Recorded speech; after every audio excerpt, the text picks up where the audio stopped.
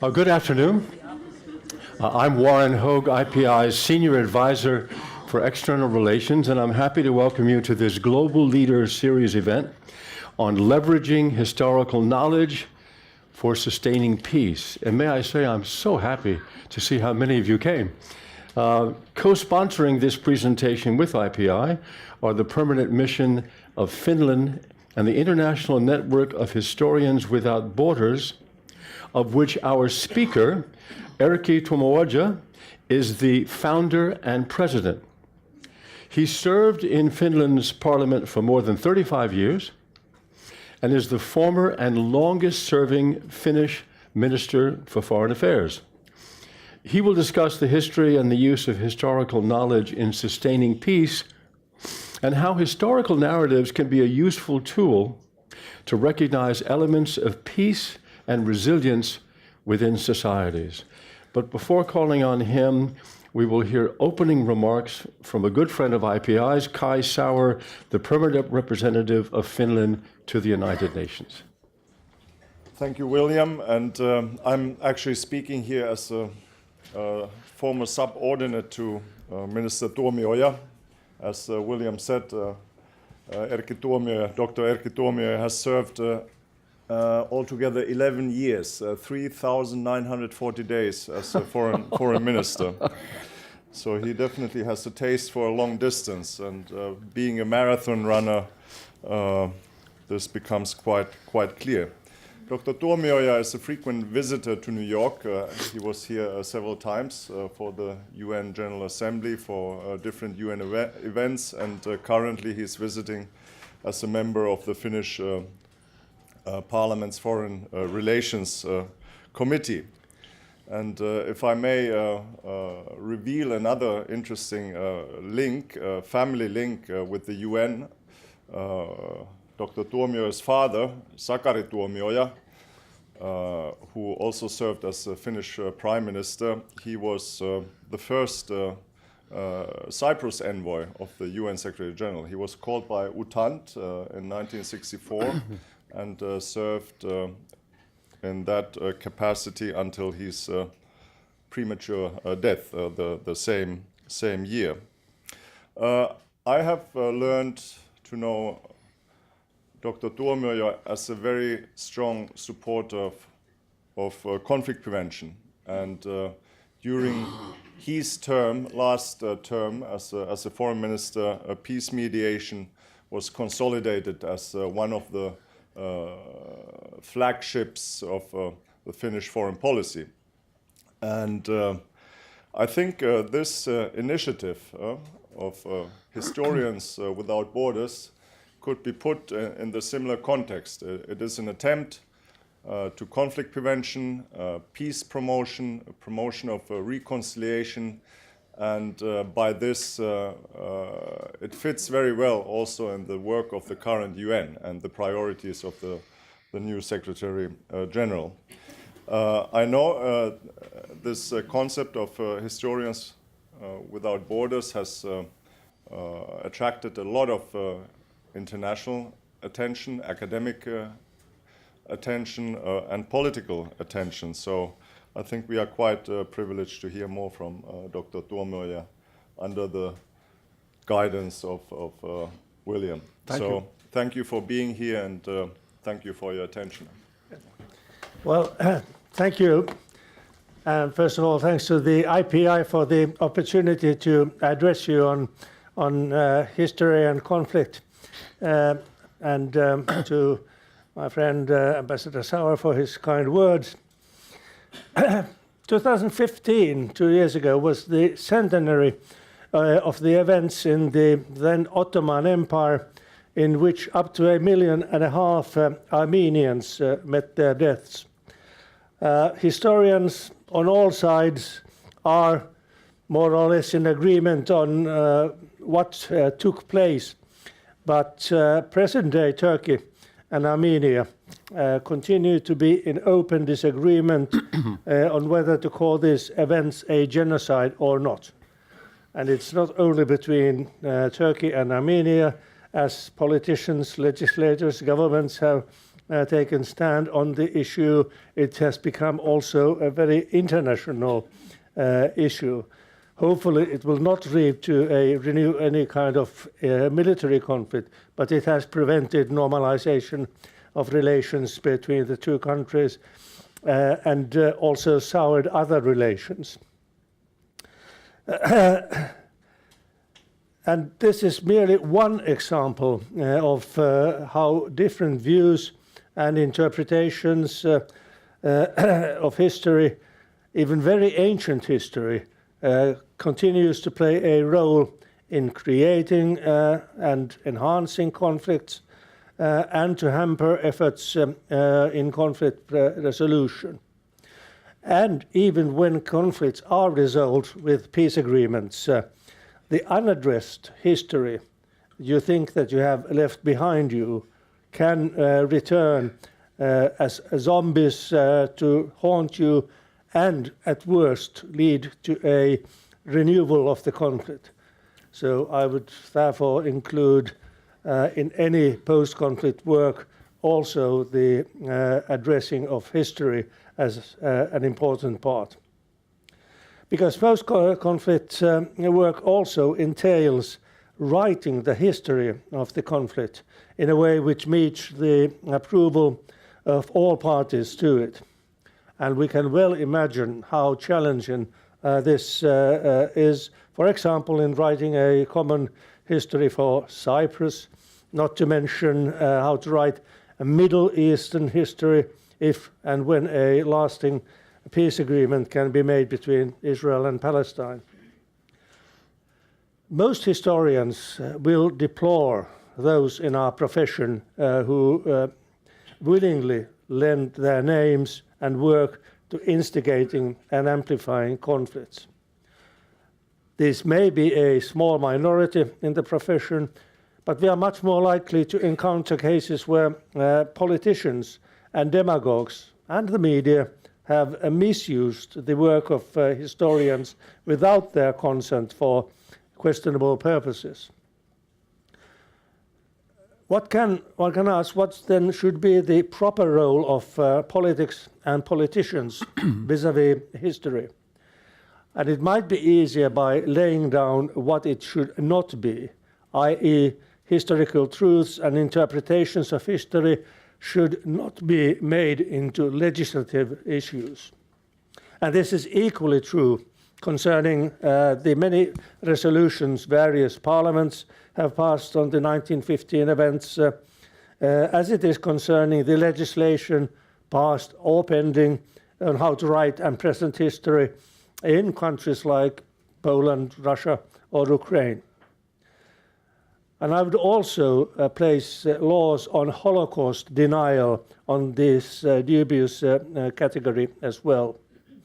There is enough legislation criminalizing defamation and incitement on the books and in hindering, in binding international agreements on this without extending the law to explicitly legislate and regulate how history should be studied and taught. Politicians should also see to it that historians have unlimited and open access to all historical archives, documents, and other sources. Notwithstanding the proliferation of international agreements and directives on almost everything, I don't think there are any binding agreements on access to archives and their use. There is the International Council of Archives, whose codes of ethics, adopted already more than 20 years ago, is a good starting point for working for international and bilateral agreements to enhance open access to archives. And here I also put the question, could the UN or UNESCO perhaps also engage in this? The links between history and politics and the use and abuse of history for political ends are much older than the concept of the politics of history, for which there is still no commonly agreed definition. One could perhaps give precedence to the concept to Germany, where the roots for the politics of history lead. Research into the politics of history seeks to delve into history debates and is interested in everything which comes under the concept of Vergangenheitsbewältigung. And this is a wonderful German word which cannot be translated with a single word into any other language except Finnish, where it's menneisyyden hallinta. But this does not, of course, mean managing history, but rather openly addressing all periods of your most difficult and awful history, and which is the most challenging task any nation can face. But the list of countries who have achieved anything close to this frankness with their own history is very short compared to the long list of countries where this has not been possible and where any attempts to do so have been rejected.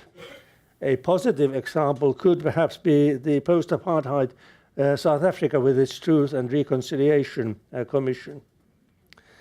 And of course, the lack of this and the unwillingness to address your history in an open way is especially problematic when the country in question is a great power, which can allow its views on history to be directly reflected in its foreign policy. Countries with authoritarian regimes need to be looked at critically. However, it has also to be said that not all the countries we regard as liberal democracies pass critical scrutiny without remarks. And this can be said also of the United States, but particularly of the UK, France, and other former colonial powers in general, which still have difficulties in addressing the dark corners of their colonial wars, be it in Algeria, Kenya, or elsewhere. And even Germany, notwithstanding the praise it has received for its Vergangenheitsbewältigung, also took much longer to recognize the atrocities committed in its Southwest African colony.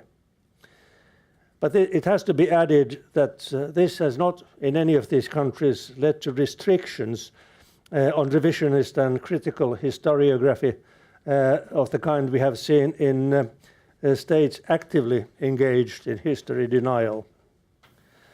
The use of history in Asia, where relations between China, Korea, Japan continue to be burdened by different historiographical interpretations of events prior to and during the Second World War. And these and most other countries also have disputes concerning the writing and teaching of their own national histories. In my country, Finland, history has also had a central role in constructing our national dialogue and building our national consciousness.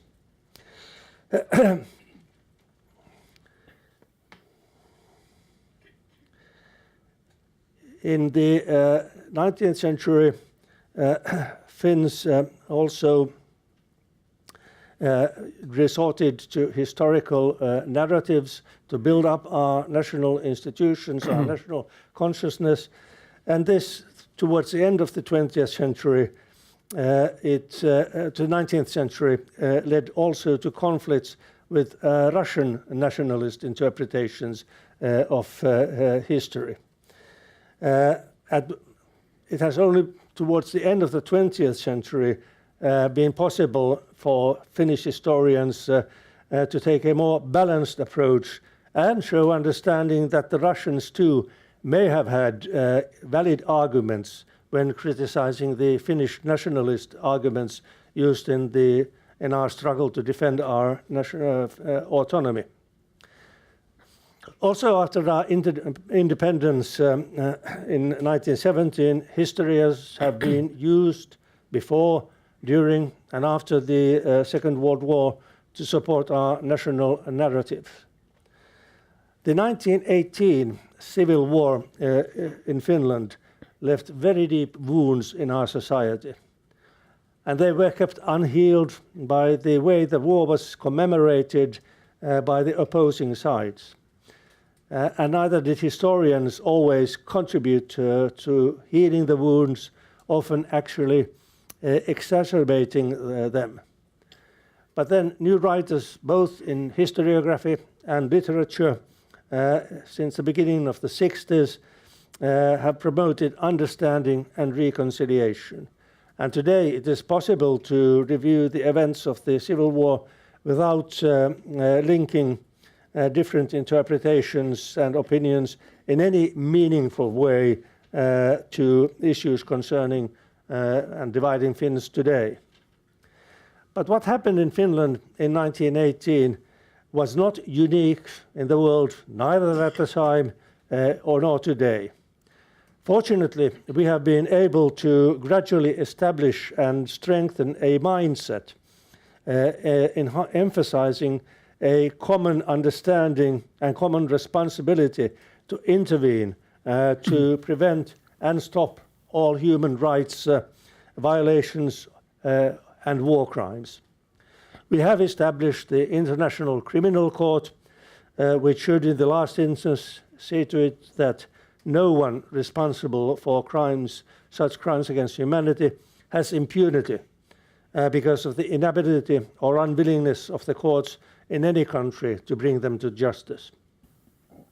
And when we today follow news from Rwanda, Srebrenica, Chechnya, Syria, Darfur, and many other places, as responsible members of the international community, we must take a stand on these events and conflicts. And in doing so, we cannot fail to see the similarities with what took place in Finland 100 years ago. Finland is one of the few countries in the world that has not undergone any sudden or violent regime changes during our 100 years of independence. When regimes change, this almost inevitably leads to some purges and rewriting of history. When dictators and dictatorships fall, it is understandable and maybe to some extent also necessary that the statues and monuments erected in their honor also fall. All regime changes will also entail a close scrutiny of the individual responsibility that supporters and officials of the previous regime have had for any crimes committed. And this kind of lustration has been done in very different ways, from summary executions and show trials to long drawn-out legal processes and truth commissions. Communist and fascist takeovers have usually been followed by the former methods. Democratic changes have tried to do better, but many still ongoing processes and recurring crisis situations, for example, in the former communist countries in East Europe and Central Europe, are witness the many difficulties and challenges that this entails. Post-regime situations will always entail a demand for the work of historians. And while historians should be ready to make their knowledge, experience, and research available to those directly engaged in these processes, they should not allow themselves to become institutional parts of them, much less take the role of anything resembling that of a judge. Let history, and even historians, judge is a good and correct slogan, but the judgments passed by history and historians should not have any direct links to or dependence on formal judicial processes. A regime change, whatever the viciousness of the former regime, should not and cannot entail erasing history or the eradication of all the very concrete marks and monuments the ancien regime has left.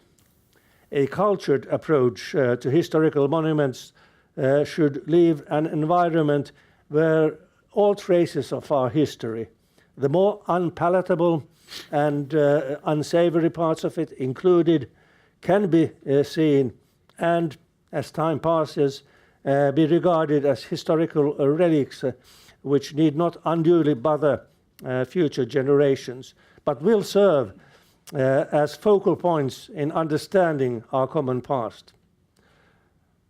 Nobody would think of demanding that the ruins of the Colosseum in Rome should be demolished because people were tortured and killed there in gladiator games. The respect and comprehension, this respect and comprehension is even more needed when these relics still continue to arouse contradictory memories, feelings and passions among different groups of the population. But the good sign is that memorials to those who have lost their lives in wars and conflicts are usually respected, irrespective of the nationality of the victims or on which side they fought. As a historian, and in my work as foreign minister, I have in both capacities been countless times frustrated by the all too frequent misuse of history. And it also led me to ask, could we in turn this the other way around and ask what can historians do, not only to prevent the misuse of their work, but also to actively engage in conflict prevention and resolution. And discussing this with historians and diplomats engaged in mediation, both in Finland and elsewhere, gave us the impetus to found the Historians Without Borders in Finland as an NGO in June 2015. Our membership today includes most of the history professors in our university and others, hundreds of others working in one way or another with historical issues and conflicts. Our founding meeting was addressed by the Finnish Nobel Peace Prize laureate Martti Ahtisaari, who recalled the numerous occasions on which he as mediator was faced with the difficulties that history kept making for mediation efforts. And our purpose was to make this initiative truly global, and we therefore arranged the International Conference on the Use and Abuse of History at the University of Helsinki in May last year.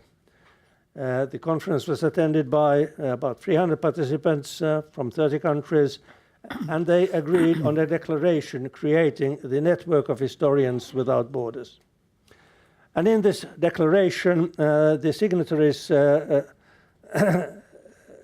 agreed to continue working together in order to deepen general and comprehensive knowledge and understanding of history, to promote open access to historical material and archives, to encourage interactive dialogue between different views and interpretations of history, to support efforts to identify the abuse of history, to help defuse conflicts and contribute to conflict resolution processes, to promote the teaching of history in the spirit of this declaration, and to incorporate an understanding of the role of women and gender perspectives in efforts to build peace and resolve conflicts. And accordingly, we invited all professional historians and others working with historical issues and international relations who wish to build a better mutual understanding of history to join our network. And I repeat this invitation to all of you here today if you have not already signed on. In the numerous meetings with historians I and others have had both before and after our conference, and we have had these meetings in Europe and North America, Asia and Africa. Our initiative has been greeted with overwhelmingly positive response. And this, of course, puts pressure on us to be able to live up to the expectations the network has aroused. And we will do our best to be able to deliver. While we are happy to have the human and other professional resources of the historical community at our disposal, we also need financial resources to be able to use them fully. Our work means, inter alia, bringing historians dealing with conflicts together, making their knowledge, experience and expertise available to international organizations and others engaged in mediation efforts, and initiating research on issues that can contribute to the fulfillment of our aims. One concrete example of our work is the process we initiated in January in Helsinki, when we brought together a group of Ukrainian and Russian historians to discuss common issues of 20th century historiography in these countries. Not surprisingly, the participants had some very different views and interpretations on this, but they nevertheless agreed and asked us to continue facilitating this dialogue. And they both note that it is impossible, at least today, to do so either in Kyiv or Moscow. So accordingly, we had a second meeting, a larger meeting with Ukrainian and Russian historians in September in Helsinki, and we expect to have a third meeting next year, also somewhere in Finland or in other Nordic country, maybe. But this is the kind of work that we hope can contribute to conflict resolution elsewhere as well, including the Western Balkans, which, as everyone knows, is the region which has produced much more history that they have been able to consume, and maybe we could also give a contribution to the consumption of this history. And since Finland is a country which no longer has any history battles to fight, neither in our own country or with our neighbors, I think we can provide a good example of how to deal with even difficult historical issues with others. Next March, we will bring together in South Africa historians from Europe and Africa to discuss the writing and interpretation of the history of colonialism, which again has been mostly written by historians from former colonial powers and from former colonies with very little interaction between the two. We have also been in contact with many international organizations, also with the UN family, as well as the OSCE and others, to discuss how we, as historians without borders, could contribute as experts, commission members, and/or advisors to conflict resolution. One way that this could happen is establishing a roster of expert historians available to take on such work.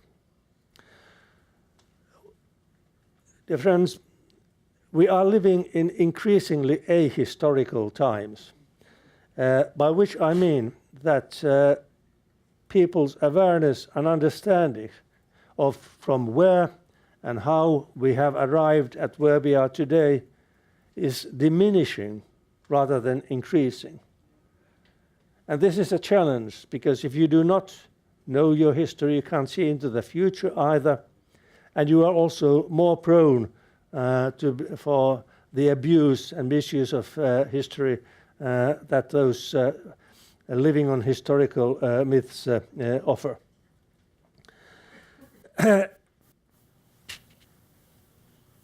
An additional challenge today is the proliferation of so-called alternative facts as part of the new wave of politics and journalism, where facts, if at all acknowledged, are treated as opinions with no concern for establishing what actually happened in history, or respect for and commitment to the methods of scientific research.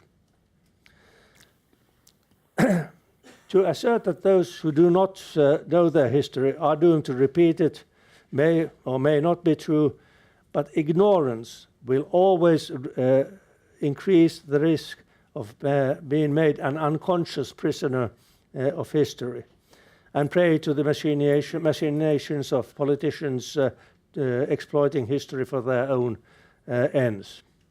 As historians, we have to actively contribute to removing history as an instrument in fostering conflicts and hampering efforts at conflict resolution, and we must try to use it as a means for creating a more common understanding and enhancing conflict prevention. Thank you. Thank you. I'm going to have a little conversation with, I call him Erkki because I've met him a year and a half ago, and also I pronounce his first name much better than I pronounce his second name.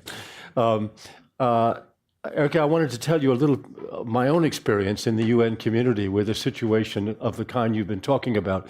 In 2005, there was an exhibit put at the entrance to the General Assembly commemorating the 90th anniversary of the Armenian genocide. And I was then the United Nations correspondent of the New York Times, and I wrote a story about that for the New York Times, and I made reference to the Armenian genocide.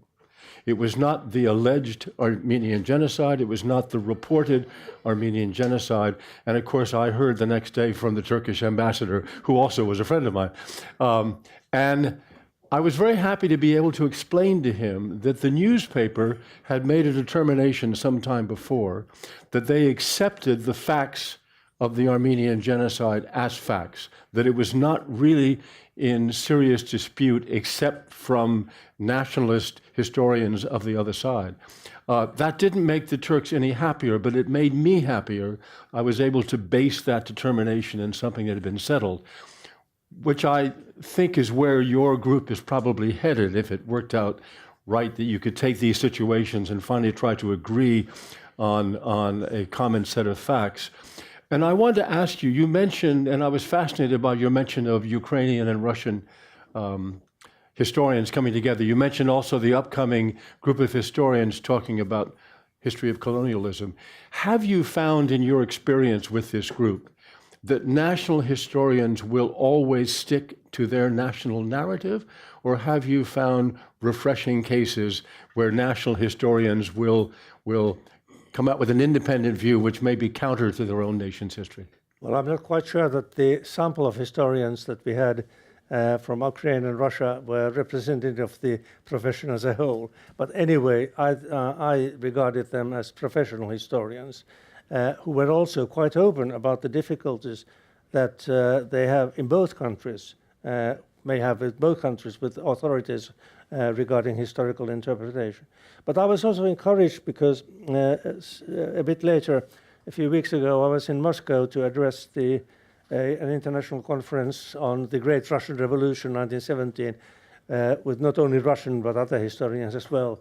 And I was encouraged by the fact that at least all of those Russian interventions that I heard seemed to come from committed professional historians who wanted to keep the integrity of their profession as the first, and not be used by anyone for political purposes. But I do know and recognize that there are countries, both these countries, where historians may have difficulties with authorities if they do so. But I'm encouraged by the fact that I think that there is a sort of basic integrity in the historical community, and that is perhaps the reason why so many have welcomed our initiative as something which they want to support. I wanted to ask you about a situation in this country that I mentioned to you when we were in the back of the room that's current right now, and it's a real issue, and it's a matter of history coming back to haunt the present time. And that is the matter of statues to the Civil War, to Confederate troops and generals who fought the Civil War in this country in 1865. And as you know, it's a very live issue in our current politics and the presidential politics, where there are people, mainly in the American South, who want to leave the statues there because they think these people were heroic exponents of the culture that existed at that time, and that it would be somehow a distortion to pretend that had not happened. And then you have people on the other side who want to tear the statues down, and in particular, because they are standing insults to Black Americans, because the war, the Civil War in this country was fought largely over the matter of slavery. And the people whose statues stand there are people who fought to preserve slavery. And most Americans, and certainly most Black Americans, object to that. And then there's a third proposal, and I just wanted to ask you if you have any judgment about this, which is to somehow keep them as historical records, maybe put the statues in museums, maybe leave them in place, but to have some kind of accounting, historical accounting of what they did and what they fought for and what they believed in. Between those three choices, do you have any instinct in your present position of what one should do? Well, at least my own instinct is to be with the third group mostly. And as I indicated in my remarks, that I think that we should regard history as something which leaves different layers in our environment, in our physical environment as well. And we should sort of respect it and keep these. Doesn't mean that we have to keep all of them, and museums may be a good place. I can understand that in countries, former communist countries, the hundreds, if not thousands, of statues of Lenin have been demolished. But even so, I would have retained one or two as a reminder of that period in history. We have a slight controversy in Finland. There is a small park in Helsinki called the Lenin Park, and once again there is now a proposal that this should be renamed. I think it is a historical monument itself, and I would leave it because it doesn't. But fortunately, we do not have I don't think have had any statues of Lenin, so we haven't had to take a stand on that issue. But if you come to Helsinki, and people who come to Helsinki, visit the old historical center, they are struck, and you have been there yourself, you are struck by this sort of very Russian Petersburg's atmosphere that the old center, which was built about the same time as St. Petersburg, with some same architects, has. And the fact that there is, in the very central square in Helsinki, between the university and government, there is a statue of Tsar Alexander II. And I think that's a good indication that we have been able to deal with history. Mind you, I wouldn't think that if it had been a statue of Nicholas II, it would have remained in place. But Alexander II was something that those who are not Russophobic in themselves can understand, that remains in place. Let me ask you also, and then we'll go to the floor for some other questions. You mentioned in your talk about trying to forge some sort of agreement on access to archives. And you even said maybe it's something the UN, maybe it's something UNESCO could do. Is that an objective of your group? And secondly, have you actually proposed that to UNESCO or UN and got any response? Not yet, but it is, of course, one of our aims is this open access to archives.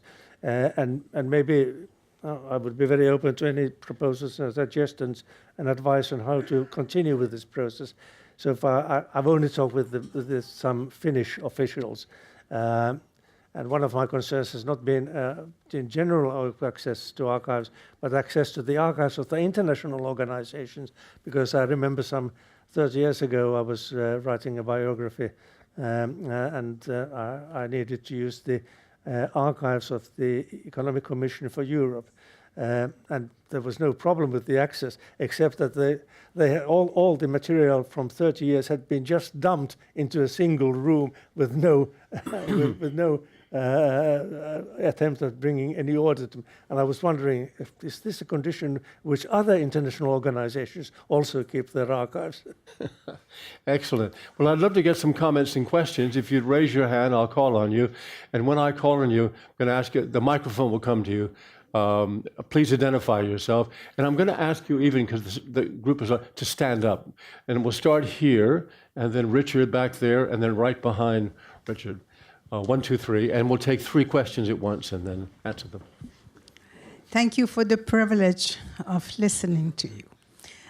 The intervention that I make Please identify yourself. as a private person, not as the organization that I am here because of. My name is Sarosh Roshan, and I'm a medical doctor from Iran. And I'm a living history. I was a teenager when the government of Mossadegh was toppled in Iran. And I was a full-fledged physician and American citizen when the revolution happened. The reason I'm making this intervention is in the hope that the international community will pay attention to the issue of Iran and Middle East at this moment and prevent making history of conflict between Iran and my adopted country, USA. Thank you. Thank you. Richard?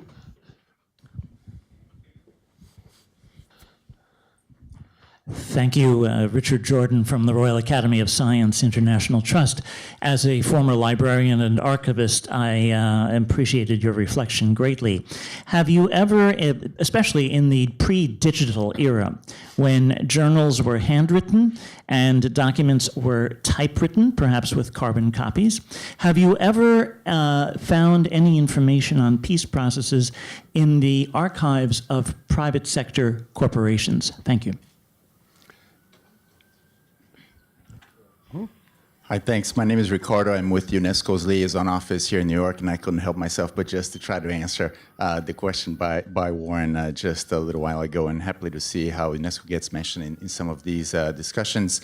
UNESCO does have a program called the Memory of the World, which is something similar to what is mostly known for the World Heritage Sites, but specifically to documentary heritage. So this is really library documents and also historical documentations from countries. And by a similar process of a convention, member states propose these documents or these documentary heritage to be enlisted into a UNESCO sort of listing and to be protected for the sake of humanity. So it's something of a very valuable historical significance. And of course, there are many examples that we've seen that compare to the speaker's points of the relevance to disputes sometimes in between countries, how those become very much relevant. So thank you for the interest. You take those 3 questions? Thank you. Yes, there were not so much questions as points, which I fully agree with. Starting with Iran, obviously, I think it would be a very challenging exercise to try and bring historians from Saudi Arabia and Iran together at the present time. But we shouldn't shy away from even from the most difficult. But actually, I have had occasion to raise this issue because we have had in Helsinki a series of conferences arranged by, you remember, but with people from the Middle East, both politicians and others. And I had the opportunity to talk about our initiative there also. And I found that there were from many countries people interested. And official Iran, the foreign minister, was also present there. So maybe there is a chink where we could work also in that environment. As for the archives of the private sector companies, I haven't seen any because I have not had any reason to look into them. But I do recognize the point that non-governmental actors do have a wealth of important historical material in their archives, and they should be treated in the same way as we do with official archives as well. Or rather without the secrecy involved with official archives, but they are a very important tool for historians. I just want to answer your question a little bit out of my own experience. As a reporter, I often wrote about Iran and the U.S. And I would do it here at the UN through the then Ambassador Javad Zarif, who is now the foreign minister, and who you may know, or you probably do know, is probably more literate in English than I am. I mean, he spent most of his life in this country. Every conversation I ever had with an Iranian diplomat, you would begin with the rehearsal of 4 or 5 grievances. Now, the Iranians are aware that Americans have great grievances against them, and you hear them all the time in our politics. And they tend to begin in 1979. The Iranian grievances begin in 1954 with the overthrow of Mossadegh, which they blame on the CIA. Then you have a series of things, the shooting down of an airplane with 275 Iranians dead, an airliner, an accident shot down by an American ship. Then you have the Iran-Iraq war, where the Americans, knowing that Saddam Hussein was using chemical weapons, still supported the Iraqis against the Iranians. It's a writing of history that preceded every conversation I ever had. And I just am thinking in this context of this conversation, it's a point to be made. We'll take some more questions. John here in the front, and then George, and all the way in the back. I'm with IPI with this fellow here. No, wait for the mic, John. All right, thank you very much. So first, thank you very much for your comments just now. I brought with me this little book called On Tyranny, 20 Lessons from the 20th Century that has to do with the United States and the dangers here of a shift from democracy to tyrannical rule. I want to ask you about Finland. You have had an incredible history because you are right next door to the Soviet Union, so you were there. Finland as a country when the Soviet Union was on the march. And of course, you were right there when Germany was on the march under Nazism. So what was Finland's ability to avoid the takeover from either a communist or a fascist rule? And are any of those experiences relevant to what's happening in our country, in the United States today? Where was my second? There, George.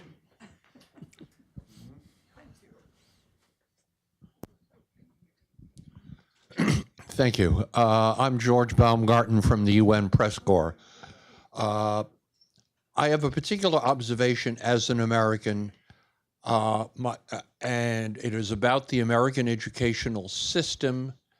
And my question to you is, in the context of what you have said, what do you think of the following statement? They virtually actively discourage the teaching of foreign languages in the United States. It is rare that someone graduates with even high school, even college, with serious fluency, even if they require, as they did for my daughter, who's a drama major, 1 year of foreign language. And I think the ultimate lesson of 9/11 is what we need in the United States is the teaching of foreign languages and cultures and countries, and particularly of geography, which is hardly ever taught, and history, which is taught in such a way that it's invariably the most hated subject. What do you think of that, and how would you advise Americans to increase the quality and interest of the teaching of history? And then thirdly, all the way back, right, good, please. Hi, I'm Risa Zoll from the International Coalition of Sites of Conscience, and thank you both very much for your remarks. I had a question about your organization, Historians Without Borders. You gave as an example of one intervention that you brought together Ukrainian historians and Russian historians, and I wondered if within a conflict, within a specific country, if you have examples where you have been able to access the most grassroots, the most local sort of narratives and multiplicity of narratives, and how you bring those communities and those individual stories and those experiences to the table as an important element of bringing people together in the dialogue that you're doing. Well, thank you. no easy questions, but to start with, you were referring to Timothy Snyder's book, and Timothy Snyder has also addressed our meeting in Helsinki. I think that one of the principles of Finnish history has always been that we have seen, and I'm quoting our former president Mauno Koivisto, what is the idea behind Finland? It's survival. We live in an environment where you need to keep focus on your survival, and we've been successful in that. But I would also add that since our independence, and already before our independence, we have been able to stick to the democratic institutions and parliamentary democracy also during the war period. Unlike most of the other countries who were created in the aftermath of the First World War, Finland did not succumb to fascism or any authoritarian regimes. And I think this was a very important part also which enabled us to survive both the Second World War and the aftermath of the Second World War.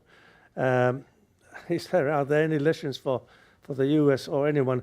I think that one lesson is always that for your own security, it's important that you see to it that your country does not have any of the kind of religious, ethnic, linguistic, or other dividing lines which can be a source of internal instability or be used by outsiders. And that is something which I would really want to know what happens to the US with this growing inequality.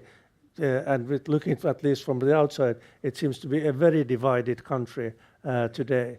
And well, I'll leave the rest to you. Looks the same way from the inside. Yeah.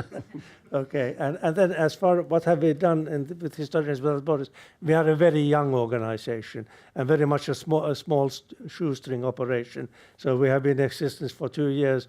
We have 2 people employed at our small office, so we cannot point out to so much achievements as yet. But I will mention one which we have also started and engaged in, is that there is an indigenous minority in Finland, which is the Sami people living in Lapland.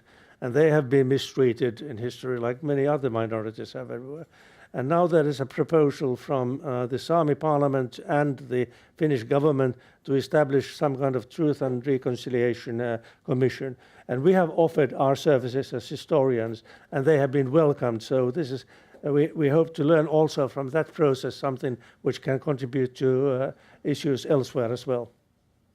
I've actually been to the Sami Parliament building up in Karasjok in Norway, in the middle of the Arctic Circle. And I think it's 4 countries, isn't it? We think of them as sort of the Indians of Europe, and they come from Finland, from Norway, from Sweden, and from Russia. Yes. And they were all represented in that. It's a rather fantastic building, all they've built there. And I've been on the Arctic Council with the 5 Nordic countries, Canada, US, and Russia. And it's one of the only international meetings where the representatives of the indigenous peoples from all of these countries sit at the same table as the ministers representing the governments. Excellent. We'll get one here in the front, there number 2, and this gentleman here, number 3. Good.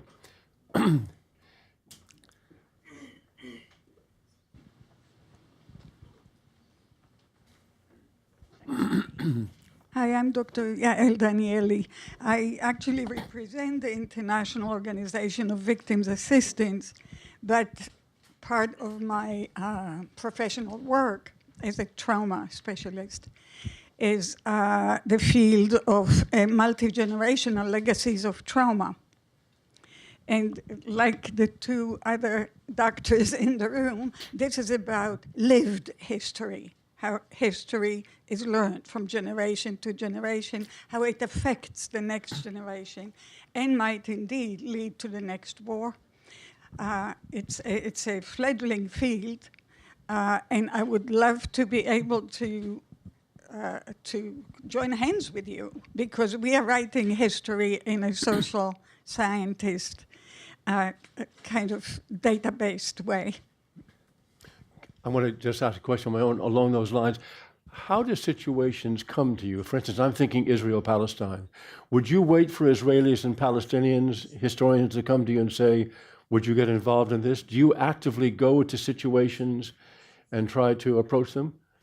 Well, if we had the resources, I think we would like to do that. But again, I have to remind you that we are so far a shoestring operation. But I think we should be proactive. We cannot be only waiting. But we welcome anyone who comes to us as representatives from the both Cypriot communities have done who are interested. And if there is finally an agreement on Cyprus, how to write the history books which can be used by both communities. Excellent. Gentleman there. Thank you. My name is Shahid Hussain, and I'm a UN retiree, presently engaged in consultancy activity with the UN Office for South-South Cooperation. My point is in my personal capacity. First, I'm very happy to hear about the establishment of this wonderful entity, the Historians Without Borders. I look forward to its work and its activity, and hopefully there will be a good deal of the output that will put history in some ways in a proper perspective. My question to you, sir, in the capacity of let's say of a member of the Historians Without Border, would be in relation to what the British used to call, before the independence of India and creation of Pakistan, the Indian Mutiny of 1857, which after independence, we have started calling it the First War of Independence. There's a wide margin of difference between the 2 points of view. What would the Historians Without Border have to say about that? Now, my second point actually is a suggestion. Today, we are living in the world of accommodation, where all points of views are accommodated, are respected, are recognized for what they are. And in many ways, points of view were developed during certain political, social, and other environments are different from those that will be created under another. Each is given its respect. I'll give you an example of that. In northern part of Pakistan, between the cities of Islamabad and Wah, there's a beautiful valley. And in that valley, on the highway, there's a plaque which was installed, I think, in 1880 something, in the memory of a Colonel Nicholson, who led the operations against the independent tribes of that area. He conquered them, and he put the British flag. And of course, that area came under British occupation from that point onwards. He was, at a later stage, killed in an ambush by the Indian tribesmen, or the tribesmen of that area. His friends and admirers hoisted a plaque in his honor, a large plaque, which said, Colonel Nicholson sort of was treacherously killed, sort of on so-and-so day and so-and-so place. And it's in memory of the colonel that the plaque has been hoisted. After independence, in I'm going to ask you to get to the question because there are other people who want to ask a question. Yes, I'm finishing this point. So, after independence, in 1947, the question was, should we retain the plaque here or get rid of it now? The decision was to retain the plaque and put another one next to it, which reads, Colonel Nicholson was killed by the national hero and freedom fighter Kale Khan. These two plaques are there next to each other, and tourists come and they take pictures.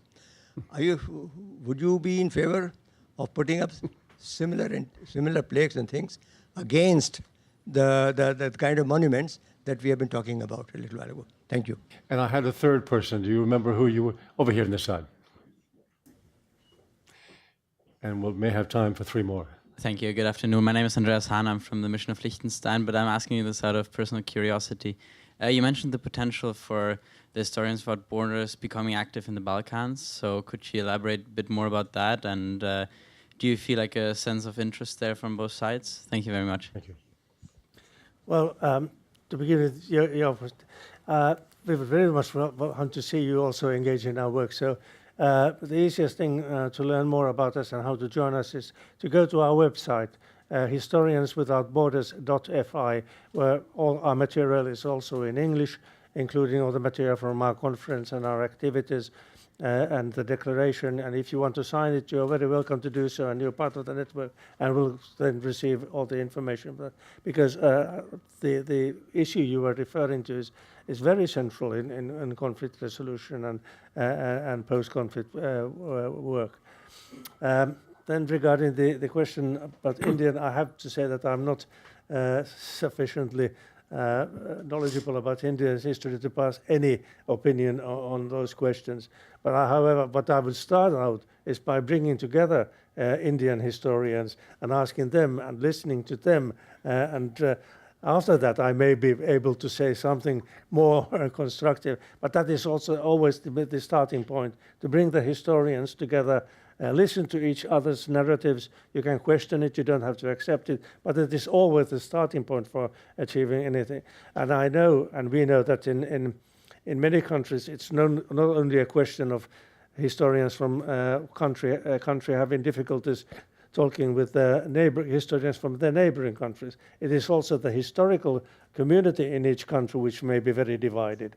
I have some experience in our neighboring country, Tallinn, where I had a meeting with the historians, and afterwards I was told that it was the first occasion in which some Estonian historians were able to sit at the same table with each other.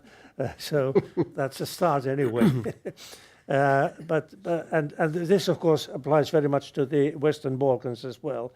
So I have been had meetings with historians in some countries. There, our Secretary General has had the contacts with others. So this is still a very formative case. We know that others have been engaged. We are not the only show in town.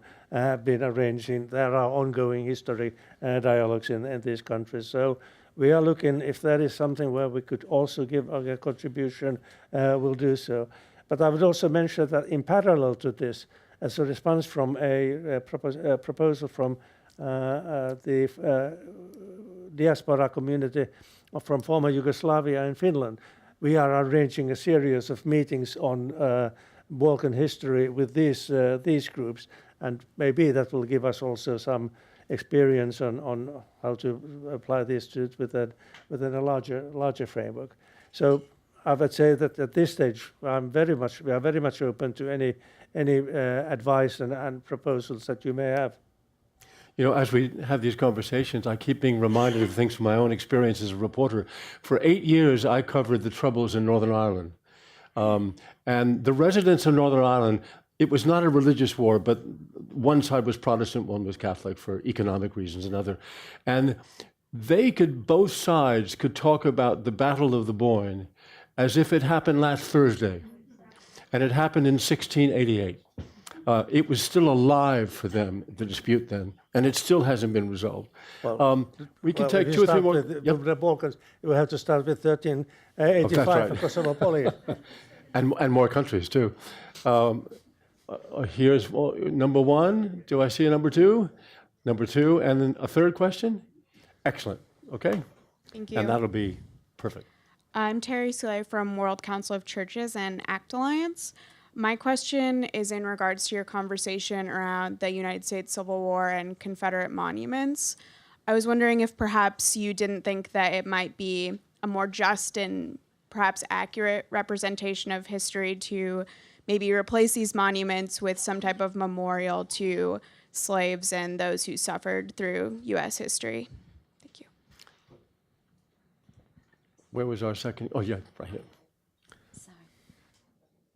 I'm Jutta Bertram North-Nagel. I'm with an international association of lawyers, and I noted in particular 2 observations by you. I hope I took them down halfway correctly. You said that post-conflict resolution and reconciliation require, in a way, a writing of history that finds the approval of all the sides involved. And a little bit later you said all regime change requires also scrutiny of individual responsibility. And I could see these 2 observations or maxims and efforts that they could be mutually advantageous to use them both, but they could also be in great tension with each other. And I would find it very great if you could elaborate a little bit more on this. And then Harley? Thanks. I'm Harley Henningsen from IPI here.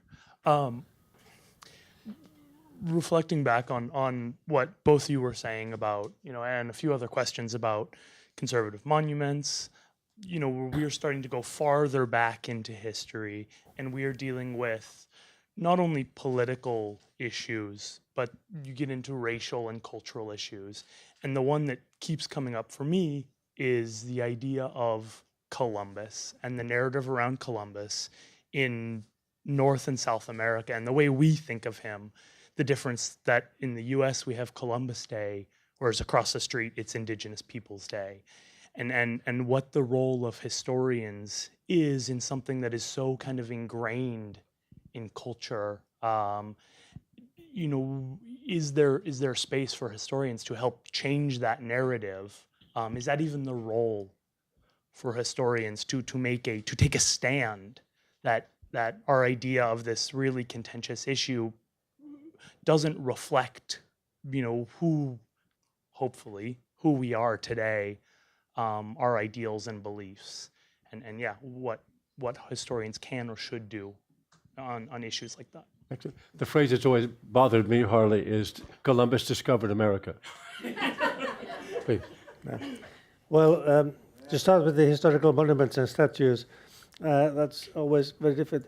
As a historian, I see that they are part of our history, but they are being used also by people today, and they are used to incite groups against each other. So that is something one should firmly be against, obviously. But that's not really part of the physical structures themselves. It is how they are being used and misused by others. Then the role of historians in these post-conflict situations with the judicial processes, that's a very difficult issue. And actually, it's a difficult issue for the mediators as well, because I may quote Martti Ahtisaari again, who only just recently reminded that he was criticized. Well, why did you go and talk with that dictator and treat him as a head of state? He said, his answer was that if you want to achieve a peace and stop the killing, you have to talk with the people who can do it, and that's true. But then. It opens the question, or remains, that after the post-conflict, should all of those who have been party to crimes against humanity, how and should they be brought to justice? So amnesties are maybe sometimes the only way of putting an end to violence, but then nobody should be without. The consequences of crimes should be made clear, and even if there is no judicial process, there should be a clear truth reconciliation commission of putting out all the facts that we know and who is responsible. And historians should be the party to this. But again, I would be against historians being made into judges. They should remain. They can give their evidence and their research results to judicial processes, but they should not be judges themselves. No question. I'm sorry. I was trying to. I was trying to see if any questions had come in from afar. Well, I haven't had occasion to think about it, but perhaps that is because I and Alicia, correct me, I don't think that this is an issue that can lead to armed conflict.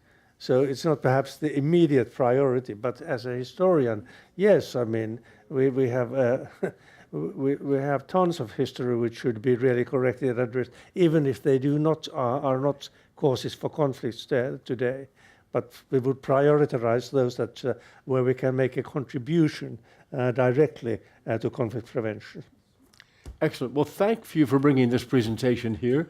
It's obviously elicited lots of interest. What I was motioning for, we follow this on Facebook and Twitter, and sometimes we get good questions from abroad, and I was just trying to wave at our people in the back. Apparently not today, but we've got very good questions here, and thank you and thank you in particular for coming to IPI.